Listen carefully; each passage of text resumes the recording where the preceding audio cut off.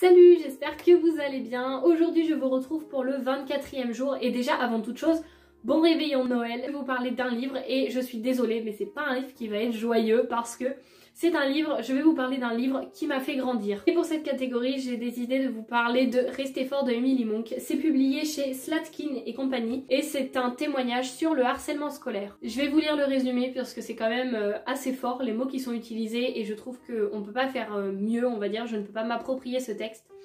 C'est écrit le 19 décembre 2015, Emily Monk s'est donné la mort en se jetant du balcon de sa chambre. Quelques mois plus tard, ses parents ont découvert le livre qu'elle écrivait.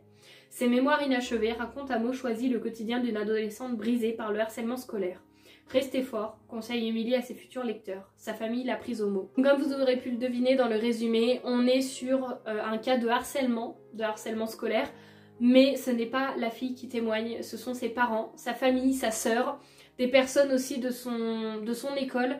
Et vu que ses parents ont retrouvé des textes qu'elle a écrits, ils l'ont incorporé aussi dans cette histoire. C'est vraiment un livre qui m'a fait grandir parce que pour le coup, encore une fois, comme Je viens d'Alep de Juja Souma, le harcèlement scolaire, je connaissais ça, j'en ai eu, on va dire. C'est quand même triste d'en arriver là, au point de vouloir sauter la vie parce que d'autres personnes l'ont choisi. Je trouve ça juste horrible en fait, il n'y a pas d'autre mot, il n'y a même pas de mots en fait pour qualifier ça. Il faut savoir qu'une personne a décidé d'arrêter de vivre parce que d'autres l'ont choisi, c'est pas normal. Et là, voir un témoignage concret avec une situation qui, on va dire, a tourné complètement au drame en fait, c'est quand même assez horrible et choquant de lire ça. C'est horrible de lire ça et de se dire qu'il y a des personnes qui le vivent et qu'elles doivent vivre avec ça et porter, on va dire, toute cette culpabilité. Toute leur vie en fait, vont croire que c'est de leur faute, qu'elles ne l'ont pas vu, qu'elles n'ont pas su réagir.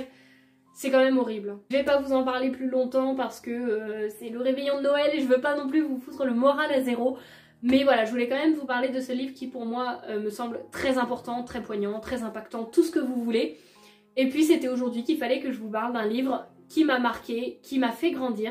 Donc je vous en parle. Après, libre à vous de vous y intéresser ou pas. En tout cas, j'espère que cette vidéo vous aura plu et que si vous connaissez pas ce livre, vous allez peut-être vous renseigner ou peut-être voir d'autres témoignages parce que je trouve que c'est toujours enrichissant et toujours important de voir tout ce qui se passe, tout ce qui peut arriver sans forcément lire que ça parce que sinon clairement on déprime. Mais en tout cas voilà, j'espère que cette vidéo vous aura plu et puis moi je vous dis à demain pour le 25.